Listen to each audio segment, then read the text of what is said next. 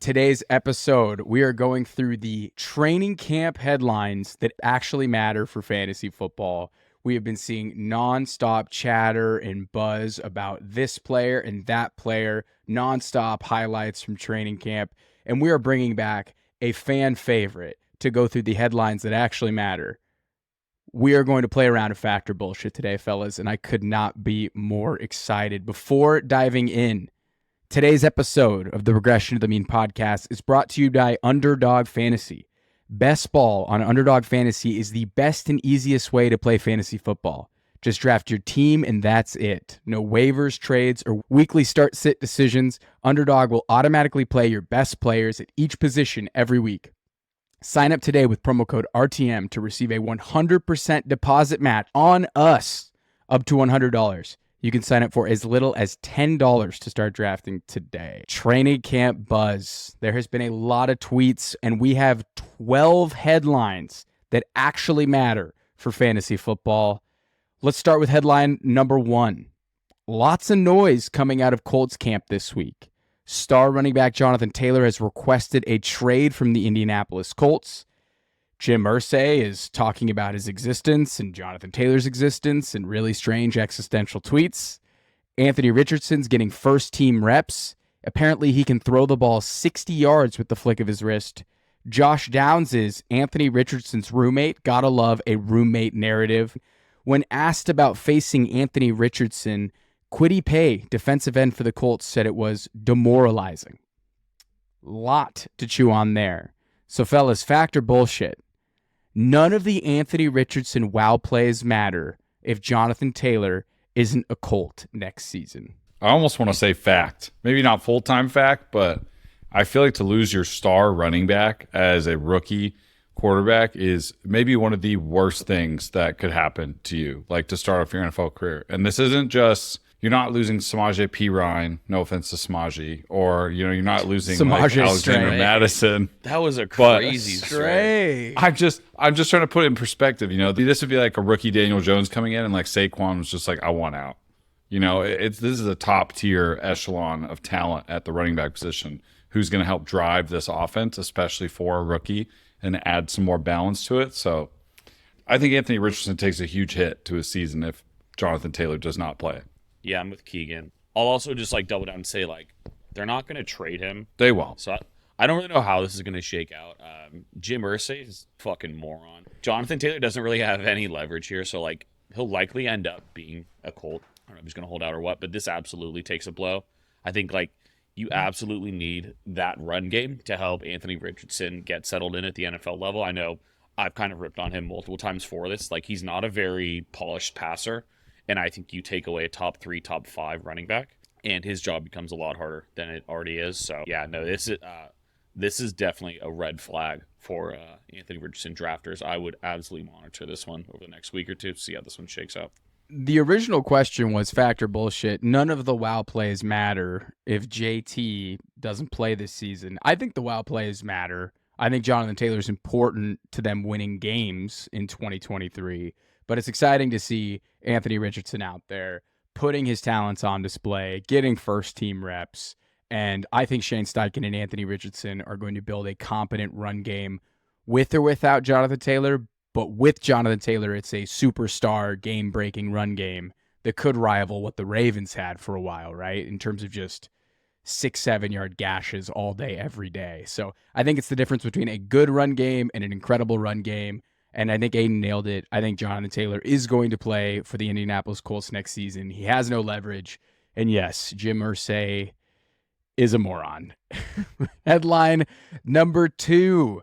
Joe Burrow is out several weeks. Pause real quick. Yes. Pause real quick. I just saw an update, Underdog NFL update. Jonathan Taylor suffered back injury. Could be placed on NFI list by the Colts. Oh, this is a disaster. That's bullshit. That's bullshit. He does not have a back injury. He absolutely does not have a back injury. So fact or bullshit, does Jonathan Taylor have a back injury? No. Bullshit.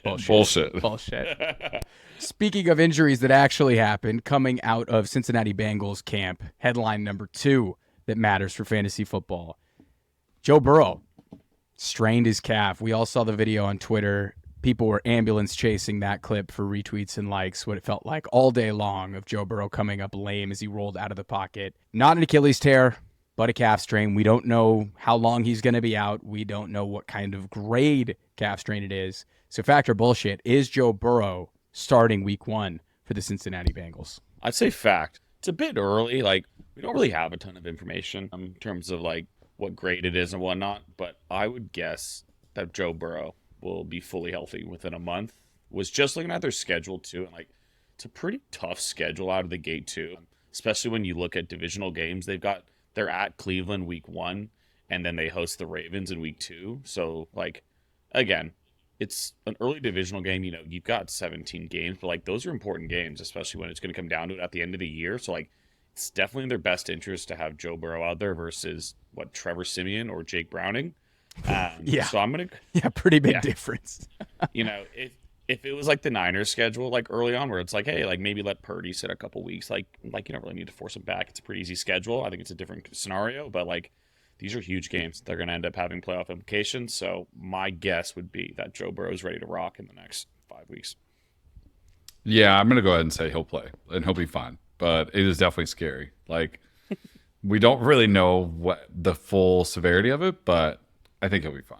What was that thread you sent us about like soft tissue injuries and what the NFL is trying to prevent? Keegan, didn't you say like there's a lot of evidence that if you get one of these injuries in training camp, it can linger with you for the rest of the season? Yeah, so it's like lower extremity muscle strains. LEX is the abbreviation that they're kind of trying to cover here for the NFL. But players miss more time due to LEX strains, so this lower extremity muscles, than any other injury that you can suffer. So if you don't really care too much about the calf, groin, hamstring stuff this time of year, it's really important that you do for these players because the NFL does. Like they are making an ongoing effort to prevent these injuries from happening by minimizing the amount of time they're on the field, how often they can practice. And it's like a really good, almost like predicator of like future injuries and other potential strains. So, and these strains account for a lot of lost player time. Almost 30% of the lost time in an NFL season comes from injuries similar to this calf strain. So it is important and it is something worth monitoring, and it's definitely not something to just like turn your head away from. Like when a receiver gets like a hammy injury early in camp, it's been a fade for me. But I faded Jalen Waddle because he had that quad issue last season. That was not my best decision. Yeah, that was not my best decision. I didn't know Tua would be that good and Mike McDaniel would be that good. But yes, keep an eye on Joe Burrow all season. Not only does that have an impact for Burrow in his 5th round ADP, 6th round ADP, also we have a top 5 selection in fantasy football in Jamar Chase that could be impacted by Joe Burrow. So somebody keep in mind, that Bengals offense is highly profitable for fantasy.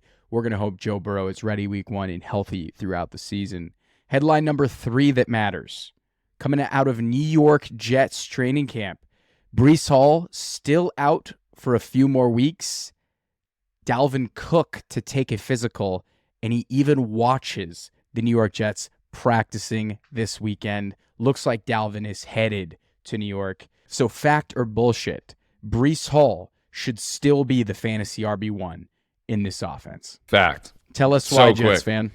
I mean, first off, I don't even know if it's a guarantee that Dalvin is going to sign with the Jets. Yes, he did go to practice today, but from what I've seen online is he left without a contract today. So nothing got done. He did come hang out at practice, talk to a lot of players, but nothing necessarily got done. Nothing progressed. There's definitely still teams interested. There is even potential that Dalvin could be using Jets as leverage, as many players have done in the past. Like his market is still, I think, it's still open, like from other teams. So there's no even guarantee that Dalvin's going to sign with the Jets. But on top of that, Breece is just a better running back. You know, obviously he's coming off a like ACL injury, but when the time gets going, it's going to be Breece's backfield. You know, it's not like they're not signing Dalvin to take away from Breece. They're would be doing it to maybe ease him back in. But I think they're not jumping out and signing Dalvin, you know, right away and just like trying to push this forward. I think there's a lot of confidence that Breece is going to be okay. At this rate of recovery, he's going to have about 3.5 weeks of practice before the season to get ramped up as well too. So I think he's still the best fantasy running back on the team. Aidan? I'll go with bullshit. No, I'm just kidding. Yeah, no. Maybe over the first couple weeks as they ramp him up, he might not be the RB1, but when it's all said and done, come January, he'll be he'll be the leading running back in that room by far. Even if it is Dalvin, Breece has got younger legs. He's more explosive at this point in their careers, respectively. No, I'm going Breece. It just might be a matter of time. Like, temper your expectations the first couple weeks and just be patient with them. What's interesting is they're pretty comparable players, where Breece is a younger version of Dalvin Cook, home run hitter, For sure. good receiving talent. I think Soft Dalvin hands, yep. is a good complement to this offense. I think that would be a net positive for just the overall Jets offensive ecosystem. I think it makes it annoying for the first 5, 6, 7 weeks of the season, but I think that both of you are onto something, that when it actually matters for fantasy football in December, Breece Hall is going to be the alpha in that backfield, and he's going to be winning people fantasy championships if he's healthy. So I think that's where that lands, but I think it could be super annoying if you draft Breece Hall in the 3rd round for that first month of the 100%. season. I think it's gonna be kind of ass. gotta be patient It's with gonna be it. kind of You gotta be ass. And patient. when Nathaniel Hackett likes to play with multiple running backs, he really likes to lean on 2 guys. So it makes sense why they'd bring in another guy. They have a 6th-round rookie in Izzy Abinakanda, and it kind of looks like one of our favorites, Michael Carter, might be on his way out. So That would be a bummer. shame. Yeah. That would be Locker a room bummer. favorite for sure as well for the That team. would- But Headline number 4 coming out of Jacksonville. Calvin Ridley has been the star of Jaguars training camp and has looked like a special talent, according to Jaguars beat reporters. From head coach Doug Peterson, just the way he practices, it is a different speed. It is a different level. He is one of the players that has stood out in training camp. So factor BS, Calvin Ridley will be a top 12 fantasy wide receiver in 2023. I'm actually going to go bullshit on this. The clips of Calvin really have been awesome. Don't get me wrong. It was pretty mean putting his route next to Zay Jones. That was in so clip, mean. And he just looks like you got Zay Jones looking like a tight end coming out of that in route, and Calvin really looked like he was shot out of a goddamn cannon. I was like, that was crisp as hell, my friend. I'm going to go bullshit, just going off of like the thing we've talked about a lot with like how many mouths to feed and how many other talented players there are on that offense. Christian Kirk is awesome. I think both of them will probably finish around wide receiver 20 if I had to guess. Evan Ingram's only going to get better this year too. And then you've got some talented running backs in ETN and Tank Bigsby. Zay Jones, again, I know I just dragged him a second ago, but he's a pretty nice wide receiver 3 as well. So like, I just think there's so many people that are going to be touching the football in that offense to think that like Calvin really isn't going to get like the overwhelming like majority over all those other guys. So I see an awesome season in store for him. I think the easiest route into that offense, which we've already talked about, is Trevor Lawrence. It's going to be awesome owning him this year. But to think that he's going to like significantly outperform guys like Christian Kirk and finish top 12, I'm gonna go ahead with bullshit on that. I think there's a case for him that he could be a wide receiver 1 type player. So yes, finish in the top 12. Absolutely. I think because I'm also very high on Christian Kirk, and I think they have potential to be like Ridley wide receiver 12, 11, and Kirk be like wide receiver 15. Like I have kind of like betting on this team to really have an uptick in their passing volume now that they have somebody like Calvin Ridley. There's definitely some targets available for everybody here, but they could see an uptick in overall passing volume just with another year of Trevor under the system and just adding such a good talent like Calvin Ridley. Like, of course, it adds target competition for Kirk and other people, but it also just increases the amount of times you want to pass. And at one point, he was a very good receiver and a very good fantasy receiver at that. So I know he has talent to do that. So I'm going to go ahead and say fact. I'll go shoot for the moon. I'm real high on Trevor this year. He's a flag plant of mine. Kirk is a guy I really like this year. Like, I'm in. I think he can make it happen. So last year, on a points per game basis, the wide receiver 12 scored 15.5 fantasy points. The last time Calvin Ridley was fully healthy playing in 2020, he averaged 18.8 fantasy points per game for wide receiver 5 on the season. I think drafting him and expecting a top 12 season is a ceiling outcome, but I think he's the definition of a boom bust player this season. Probably one of the sexiest names in all of fantasy. You're going to have to pay a premium. You're going to have to draft a guy who hasn't played in 18 months, probably in the 3rd, probably the second round. His ADP is screaming right now. He's the definition of somebody that could be pretty easy to fade, but I'm all in on Calvin Ridley. I think top 12 is in the range of his outcomes, and I'm going to go fact. I think he's going to be a top 12 wide receiver this season. I'm in. For ADP stuff, according to Fantasy Pros right now, his overall ADP is 49, which is not too terrible. Sleeper ADP 43, and his wide receiver 19, according to Sleeper. Screaming. But He's that will go up the board. But this is why you draft Christian Kirk instead, because you can get him as the 32nd wide receiver and the 72nd overall player. So give me both. Like, seriously, I want both. Give me both. Give me both. Both these players are great. Both of them. Headline number 5, coming out of Buffalo. Bills offensive coordinator Ken Dorsey has called James Cook a 3-down back. Bills beat reporter Matt Perino said Cook has been a mainstay on the Bills' first-team offense. He's flashed on a number of big plays, and he's added another one to the highlight reel on Sunday. Cook is virtually unguardable in one-on-ones against linebackers and safeties, fulfilling the role GM Brandon Beane foreshadowed when he spoke about selecting Cook in the draft. A lot of praise for James Cook. So, fellas, fact or BS?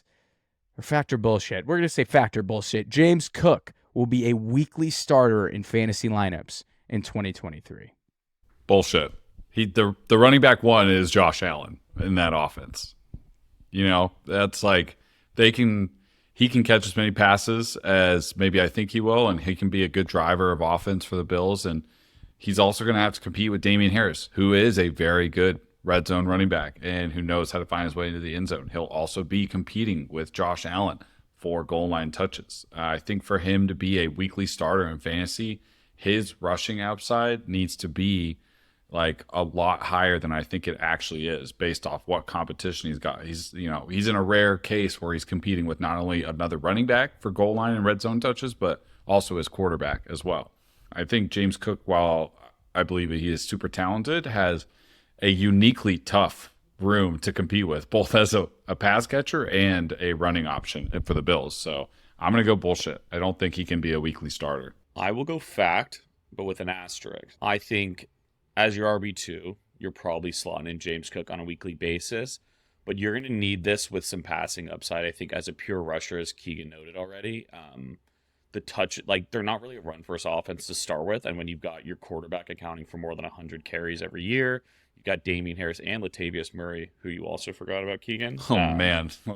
There's a lot of guys that are more prototypical goal line back than James Cook, so like you're probably going to need 4 to 5 targets a game to probably keep him in your lineup on a weekly basis. But I'll be optimistic here, and I will say fact. He'll be slotted in as your running back 2 this fantasy season. See, I think James Cook is really good. He was an efficient runner when he played last season. A lot of that did come in garbage time, so you have to give that a caveat. But I think he is a good receiver. I think the Bills have a high-powered offense. I think Josh Allen runs the ball less this season, and I think that he'll be a weekly top 24 play. I'm going to call fact here. I'm going to call fact. Okay. Again, I don't think he's going to be a top 12 play, but a top 24 play. Devin Singletary was a weekly top 24 play, and James Cook's better than Devin Singletary. So I'm going to take James Cook as one of my favorite RB2s in all of fantasy right now. So we'll see. We'll see how it lands. Keegan, before you had something to say there? Oh, I was just going to say top 24, I think maybe sweetens the load a little bit, but he's being drafted as running back 31 right now. So you're kind of expecting him to perform quite a bit above ADP, almost 8 full spots above ADP. So it's kind of one of those things like I've never seen it, so I don't know how to believe it. And he has quite a bit of competition to get there. So we're talking weekly starter. Yeah, I do. Weekly. I just think the run game is really effective because that run game faces the least amount of heavy boxes in the NFL. They're facing 7 people in the box more than any offense in the league. And I think they're able to take advantage of that with James Cook. And I think he's a hyper-efficient player. And if he has that receiving role in that offense, I think top 24 weekly, lock it in. I'm there. Headline number 6. And this has been one dominating Twitter, I feel like, all day. Darren Waller looking incredible at a Giants camp. Words that coaches and teammates have referred to him in the past week are freak, locomotive rolling real fast, and unguardable. Fact or BS, Darren Waller will return to the 2019-2020 form and finish as a top 5 tight end in fantasy. I'm going fact on this. Again, I'm gonna go another asterisk on this one, barring a healthy season from Darren Waller. Boo! That's that's baked in. You got to tell me if he's gonna play. Meadowlands turf. Darren Waller playing on Meadowlands turf seems like a nightmare. I'm gonna go fact though. I think I think he stays healthy this year, and Daniel Jones is going to absolutely love him. He already loves him. Seeing highlights has been pretty electric.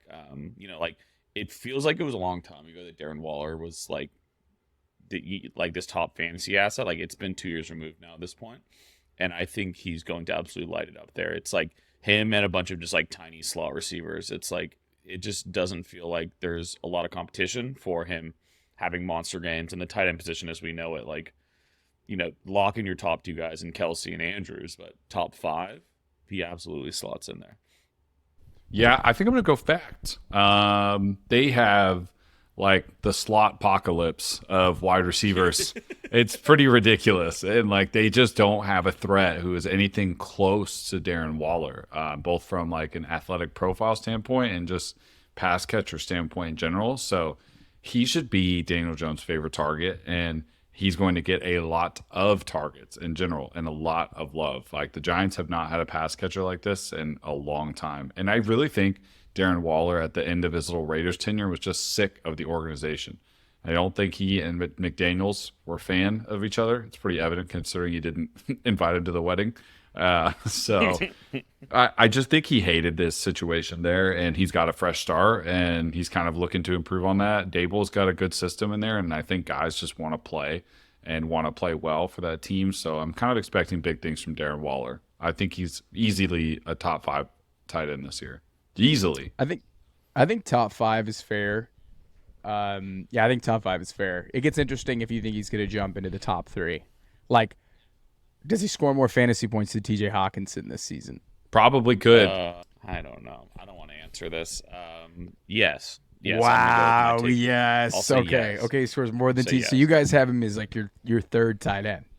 Darren Waller's a much better athlete than TJ Yes. Hawkinson. So the setup is he's the top receiver in an offense. So how many tight ends can say that? Kelsey, Andrews, and Waller. That's it. Like.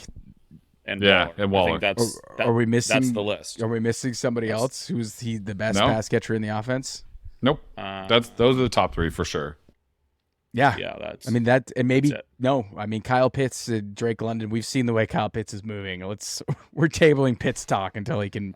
Doesn't move like a corpse. Yeah, I think like but he's the top target earner in that offense. So the question is, does he stay healthy? I think on a points per game basis, Darren Waller will be a top 5 tight end. Does he play enough games to be the top 5 tight end accumulatively?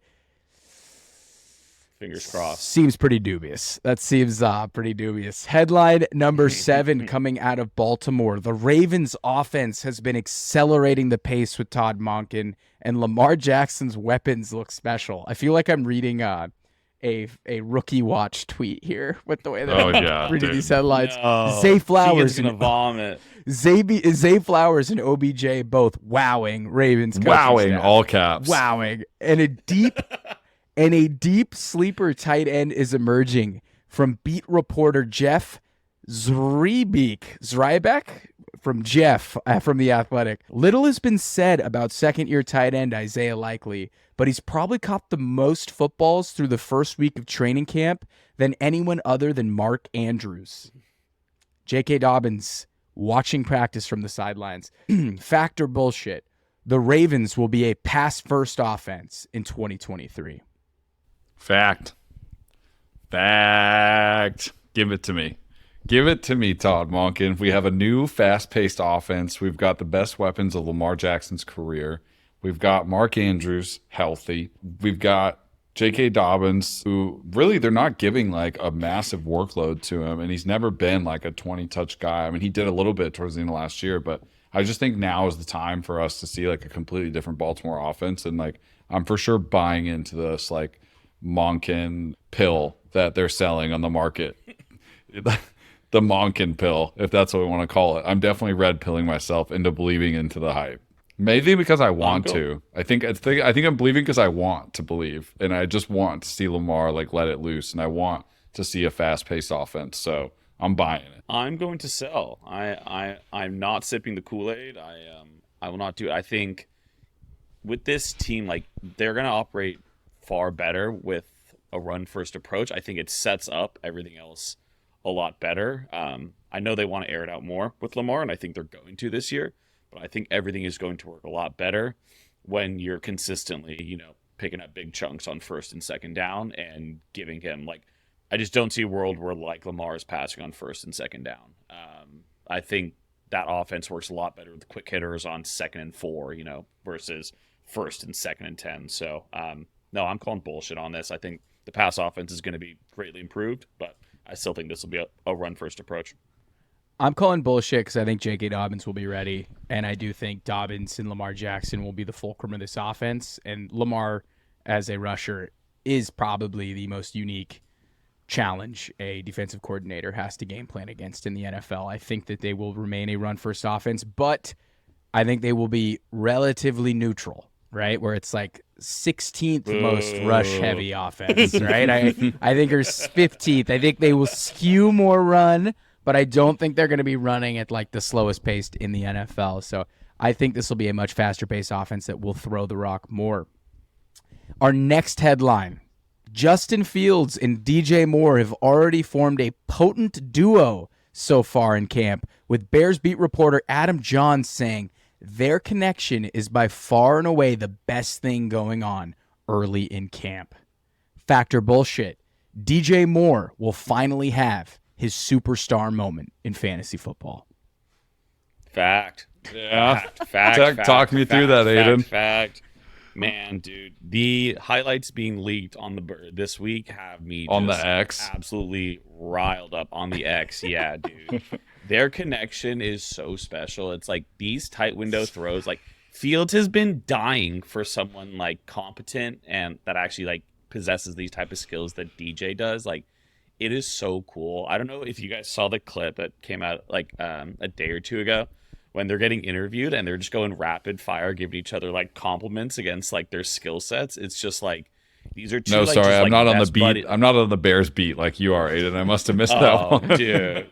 It's just like you're a leader. You're so elusive. You're goofy. It was like, dude, it's like these two just like best friends in high school, just throwing darts and just making people look silly. Double coverage doesn't matter. It's gonna be incredible this year. I could not be more excited for DJ Moore. I don't know. Superstar moment, like, is DJ Moore a superstar? I think is a better question. Like, is he a very good offensive talent in the NFL? I think so. Have we seen like kind of who he is, and like, is there room for growth with a better quarterback? Of course. But like, I wouldn't say this launches him into superstardom. I don't know. It's kind of a weird statement here, Shaun, to roll into fact or BS. Like, No, I'm he not going to gonna have his superstar moment? Think about it. Because this is, okay, you're outing someone who has not drafted DJ Moore every single year of his career like I have. I have been a truther for DJ Moore. I've stayed I have true. drafted DJ Moore as the wide receiver 22, and he has been the wide receiver 3 each season I've drafted him, right? His highest ADP finish is wide receiver 16 in PPR. This guy has had multiple 1,200-yard seasons in his career. He has not been able to get in the end zone, scoring like 7 touchdowns, the most, and that was last season with 888 yards. What I'm saying is, Keegan, is this guy has long been billed as an ultra-talented player who is finally going to break out, who could be a superstar, and it hasn't happened. But it looks like he finally has a quarterback that might be able to get him the rock consistently, and he might finally be featured in a competent offense. So what I'm telling you guys is he going to be a Pro Bowler? Is this going to be someone who's vaulted into the top 12 conversation as one of the best wide receivers in the NFL? Is he going to have his superstar moment, Key? I'll go bullshit. You say bullshit. Okay. He says bullshit. I don't think he's a Let's chat top 12 offline. wide receiver. He might If be he this gets season. like 10 targets a game, I think there's a path. I think at his price, like there's not many like wide receivers going that late in fantasy that are going to see his volume. I think he's one of the best upside plays in that like wide receiver like 20 to 25 range. We understand the volume concerns. We understand the fact that Justin Fields hasn't been the most accurate passer. We understand that is a run-first offense. However, I think DJ Moore is going to have a massive, massive season. I think it's finally going to happen for him. I think he puts it together. I am calling fact on that one. Buckle in, baby. Our next headline here out of Cleveland. The Elijah Moore drumbeat continues. This time a quote from Kevin Stefanski. Elijah Moore is a very, very locked-in player. Fact or bullshit?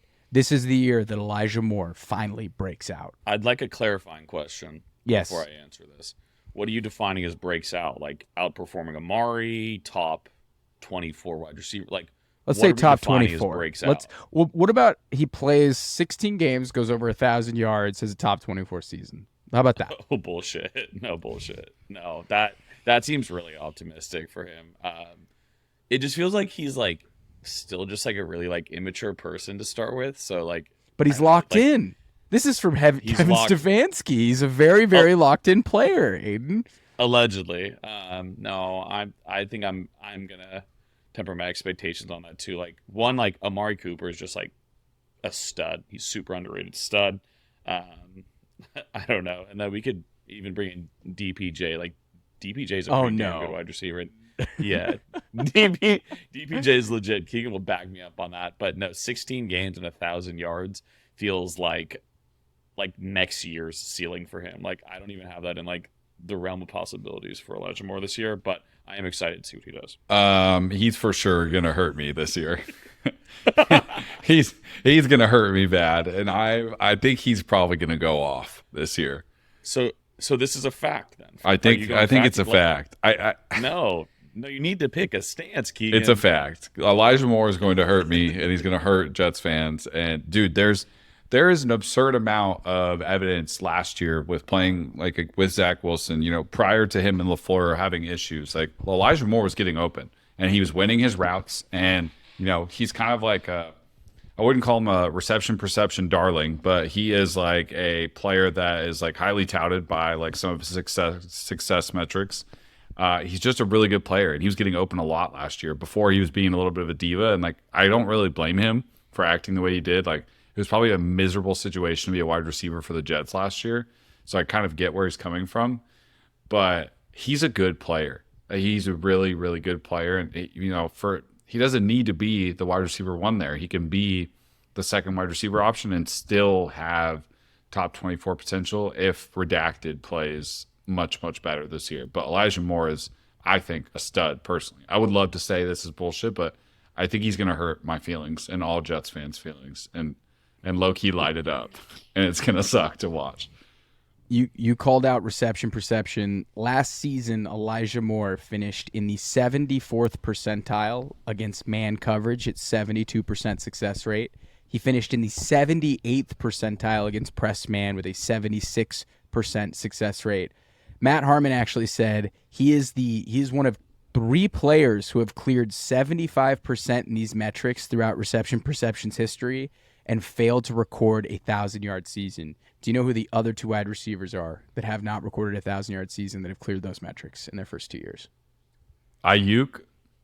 No, Aiyuk had 1,000 last year. Oh, he did have 1,000 last year. It was Sterling Shepard and Curtis Samuel, 2 players that are really good but have been super injured or played weird roles. So both good players. I don't know. I think Elijah Moore could have a good season. I haven't drafted a ton of him because he's really expensive, and a lot of people are forecasting this breakout, right?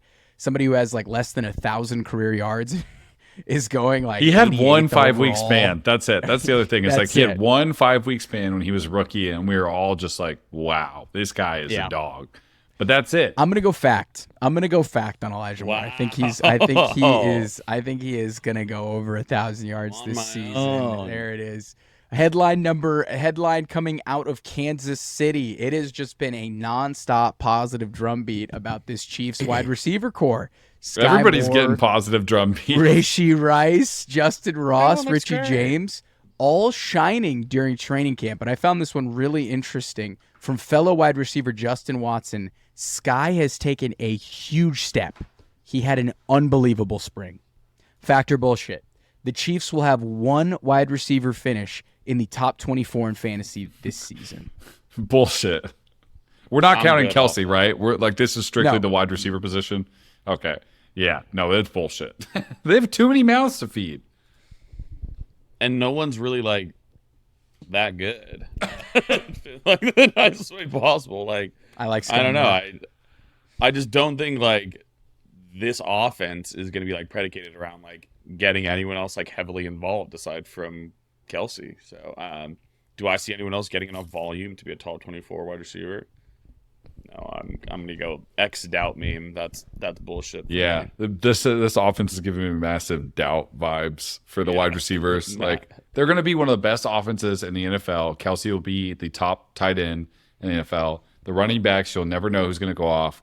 Mahomes will probably be a top 3 quarterback, and the wide receivers are all just going to be like best ball darlings, and you're never going to know who to start on a week-to-week basis in redraft. Yeah, it's just pop weeks left and right. Here goes Justin Ross and Sky Moore. Then Tony Justin for Watson's going to one go off one week, and he's going to have 2 touchdowns and 56 yards. Like, how do you predict something like this in this offense, you know? Fact. Sean, you're shaking your head. Fact. Yeah. Sky Moore's going top 24. Fact. I just don't Sky think Moore Sky Moore's is that going good. top 24. No, Sky Moore So- is good. I'm telling you guys, Sky Moore is a good player.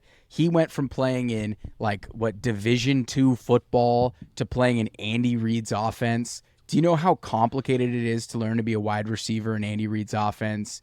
Looking at his stats on reception perception, he finished as the 50th percentile against man, 52% against zone, 70th against press coverage. I think he's really going to make a jump in year 2. I believe in the year 2 leap. I think he's super talented. Second round draft grade. Patrick Mahomes, sign me up. He probably finishes as like wide receiver 28, right? Probably doesn't get right in that top 24. Let's try but I think 38. You're going to be playing Sky Moore in your flex if you have him. I think he is going to be the wide receiver you want this season in And you're gonna be fantasy. bummed about it every other week, probably. Yeah. No way. I like how not only You're did- also going to did be you say avoiding fact here, fantasy but you called your punishment too shot. when you do that. So. What, Aidan? I was saying I like how not only did you call fact or bullshit on this, but you doubled down and like pinpointed who it was. I like that. I like the confidence. Just Are the you- stones on this guy. Are we drafting Justin Ross, ultra talented, 6'4" freak out of Clemson that had foot injuries, and that's why he's been an undrafted player in the NFL? Are we believing the hype? He looks pretty good in these training camp videos. I didn't Dude, know he was gimme. 6'4". I didn't know he was Gimme. 6'4", fellas. That was crazy. He might be one of the best sleepers right now in fantasy. Yeah, he's interesting. I'll dabble. It's not something I need a lot of, but I'd like to have some ownership. I think one of these guys is going to be fantasy relevant, and I'll leave it at that. Headline coming out of Philadelphia. Rashad Penny is getting first-team running back reps. He is down 10 pounds and quote-unquote feeling great physically. DeAndre Swift has been lining up as a wide receiver all over the formation. Fact or bullshit, Rashad Penny is the running back to target in this offense. I think I'm actually going to go bullshit, especially given the three of us, like we pretty much only play in like PPR leagues. I still think DeAndre Swift is the running back that I'd prefer to have personally, given that like the versatility that we're hearing about, like he's going to be on the field a ton.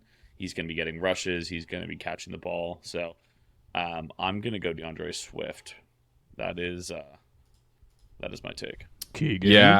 Yeah, I'm going to call bullshit as well, too. I like Swift as a better option in fantasy as well, just because I think his profile is a little bit better for fantasy. There's no, like, beat out of Eagles camp and things that, like, we're hearing similar to the Bills as well, too, where it's like, we don't want Josh to run, we don't want Josh to, like, be handling the ball as much. Like, there's none of that for Hurts, right? So No. the Hurts tush push is still one of the best fantasy plays and football plays in the NFL right now. So give me the back who is not only, I think, a really fun and talented runner, but also is a good pass catcher and like a freak in the open field, and that's Swift. Like, give me that in this offense, especially because they're competing with Hurts. I'm going to call bullshit as well. I think DeAndre Swift's the guy you want in this offense. I think DeAndre Swift's the guy you want in this offense. I think Penny's going to be great, though. I love him in best ball, but good luck predicting when he's going to be on the field and crushing it in fantasy. Next headline here coming out of 49ers training camp.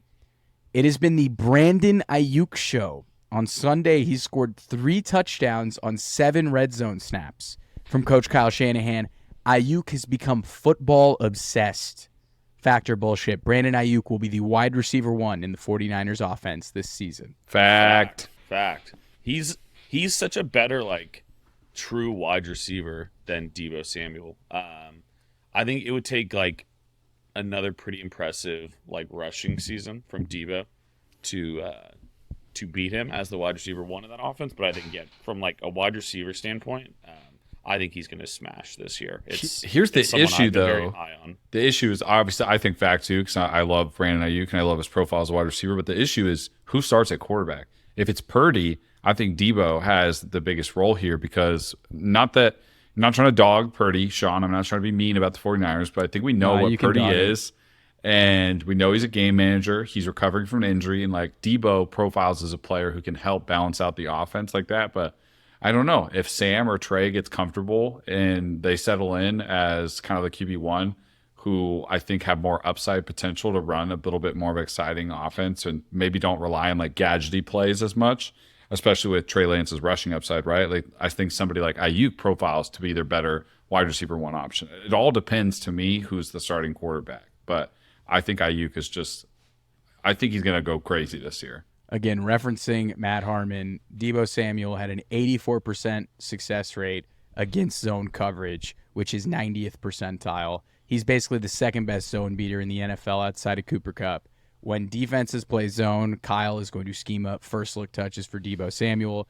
When they're playing man, it is going to be the Brandon Aiyuk show. When Brock Purdy was playing last season in 6 games with all of the relevant receivers, Deebo Samuel had a 25% target share. Brandon Aiyuk had something around an 18% target share. I think Deebo Samuel is not as talented as an X-wide receiver that does the receivery route runner hand stuff that Aiyuk does, but Deebo Samuel is a focal point of this offense. He is schemed up and manufactured touches. So I'm actually going to say bullshit. Deebo Samuel is the wide receiver 1 in this offense for fantasy football. Wow. I think that's fair. I think you go either way. Yeah, I didn't see that coming. I love Aiyuk, though. I'm buying the Aiyuk jersey. Don't trip. I love Aiyuk. BA is one of my favorite players in the NFL, but Deebo's the jersey I had first, so can't forget that one. Last headline that we have here. I can't believe Aidan snuck in a Carolina Panther one. Bryce Young's favorite target. Nice too. I was nice about this one too. Bryce Young's favorite target this far has been DJ Chark, who has reportedly been impressing coaches. They've showed strong chemistry early on, and Chark has made a handful of impressive catches thrown by Young. Factor bullshit. DJ Chark is the wide receiver you want to target from this offense in redraft. Fact. I'm actually going to go with fact. It's definitely not Adam Thielen. We've gone over this time and time again. If Adam Thielen is your top Carolina Panthers wide receiver target, let me know if you have an opening in your league. Yeah, I'm curious. I'd love to take your money. I'm gonna go DJ Chark. I think Mingo and Marshall are they're more just the fun picks. I'd like it to happen, but I think DJ Chark is a proven NFL wide receiver. He's performed at the NFL level already. Is already getting first team reps, better than Adam Thielen. So yeah, I'm going with DJ Chark. I think, in my opinion, it just makes the most sense in terms of that veteran who's still at a good age, super talented. Give me DJ Chark. I just have no clue. I mean, I don't know. It's really fair comment there. Does it matter? Does it matter is the question. So that's the thing. It might not matter, but you do have to pick, Keegan. I think it's going to be Adam Thielen that's going to end up as the most targeted and most receptions on this team. Does that equate to the highest fantasy output of the season? I'm not sure. I just feel like Thielen profiles as a guy that Bryce Young can lean on. Same with Hayden Hurst. I think those two and their receiving profiles and what they are as veterans will be the guys that Bryce will lean on and look to the most. Not to say that I don't think DJ Chark could have a good year or Mingo can pop, or Terrace Marshall. I'm a Terrace Marshall Jr. truther, so we all are. I mean, so it's tough for me to say, but I bet we'll all be disappointed, and it'll be Adam Thielen who end up with the most targets and receptions in this offense. I think it's fact, but it's not a fun fact. It's not like something I'm running up and slamming the draft button. If you look on Underdog right now, promo code RTM, don't forget it, people. Jonathan Mingo, ADP 143. Adam Thielen, ADP 143. DJ Chark, ADP 158. That needs to go up. He should not be substantially farther. I don't think he's a great player. When he was signed, DJ Chark in fantasy, people were really excited in free agency. I think he is an opportunity to be a better target than Adam Thielen, but yeah, I think he'll be good the first 4 or 5 weeks of the year. I don't think he's going to end the year as the wide receiver one in that offense. If it's Mingo who emerges, Terrace Marshall emerges, it's a dark place. That is a dark place offense. That is tough. I'll go fact, though, I guess. To start the season, DJ Chark should be on fantasy rosters. He should be the first receiver taken off the board on that team. To end the season, I don't know, though. I don't know. I think Mingo could emerge by the end of the year. That's my take. Terrace. Dude, I just want to go back to one of our Factor BSs real quick before we get out of here today. But what if I told you in his freshman year, listen to this. What if I told you in his freshman year at Clemson, in a wide receiver room that contained T. Higgins and Hunter Renfrow, and also had Travis Etienne on the roster, that Justin Ross was the most explosive player on the team and led the team with 1,000 yards and receiving yards in his freshman year. I watched it. It was awesome. He's just like his back feels like it's being like held together with like duct tape. It's like it just like keeps popping up. It's the injury concerns are like very real with him, but he looks really good in camp. He sure does. That just sounds like the most fun upside. But yeah, I just wanted to bring that because I like kind of got lost in that over the years with all his injuries. I'm like, wait a minute. He was really productive at Clemson up against some really good players too that were on that same team. They kept him for a full year for a reason. Like they saw something that they were willing to, just hold on to him for a full year. He was just like dead weight on the roster. So it's going to be interesting. But that was fun. I love training camp. You love training camp? I love training Keegan, camp. is that what you love? Okay, yeah, he loves training camp. Also, next week we get our first look at Zach Wilson after having a couple of weeks under the guise of Aaron Rodgers. We don't need to. Yes, Hall of Fame game next week. Amazing. I get to watch our third-string quarterback, Trey Lance, play in a couple weeks, too. It's going to be really exciting. This is good stuff for the second and third picks of the 2021 draft. No, dude, our quarterbacks are in such shitty positions. The second quarterback drafted 3 years ago was playing in a Hall of Fame game. So was Josh Jacobs. I need to see when Mitch is playing his first game. I'll be tuning in to listening to